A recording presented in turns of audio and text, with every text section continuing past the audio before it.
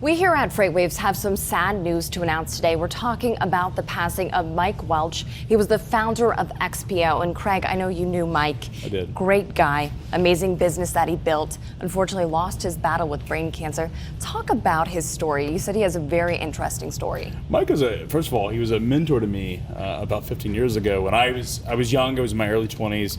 I started a division of my father's company, but Mike had, at the time, was a $10-12 million expediter in Buchanan, Michigan, and was just this. He was very active in the running of his business, but also very strategic. And he took his business from, at the time when I met him, which would have been 2002, to when he exited XPO, went from 12 to 150 million. Now he started the company, and so the fact that Michael Welch started XPO, which became, or Express One, which became what's now XPO, is a really amazing and probably undertold story.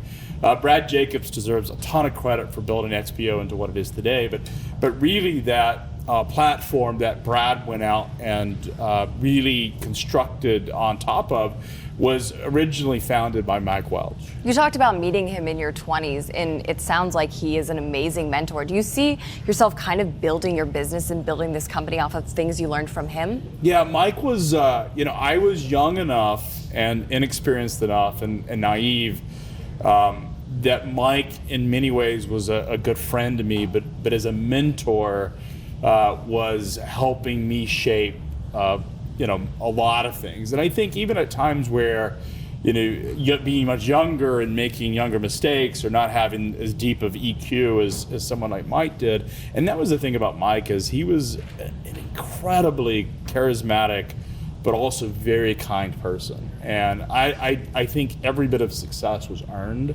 and he was always humbled by it. And it's certainly sad to see him pass.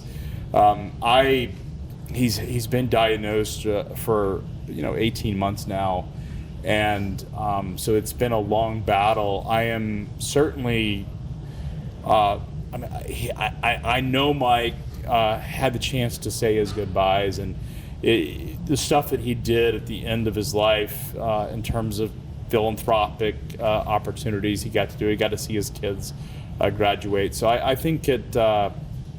Certainly the time that he had was well spent. And he had a very successful business, as you said, that he built. We all know XPO. Talk about this legacy that he leaves behind and how he kind of helped in this industry. Well, I think if you look at XPO, what it's become today, it's this massively global company with significant assets that were in many ways a combination of acquisitions, M&A, bringing different companies together. And I think Brad Jacobs, when he bought into XPO and had purchased a majority share of XPO and raised capital, the reason he did it is because he knew that it was a public company that was led with integrity, was led with the spirit and energy of a really good dynamic team. In Mike and his family, Jim and others.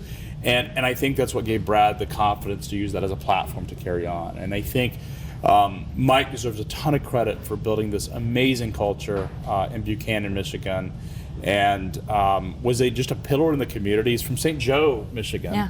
I had the opportunity to come up and spend some time at his house. It's beautiful there. It's gorgeous. Yeah. And like I said, Mike meant a lot to me when I was much younger. I think he had the opportunity to sell his business and do quite well in that transaction when Brad Jacobs came and bought the company, or had bought the majority share. And Mike has done well. And the great thing about that is I think he's left his family in fantastic opportunity and a fantastic legacy, and frankly has left this industry with a great legacy.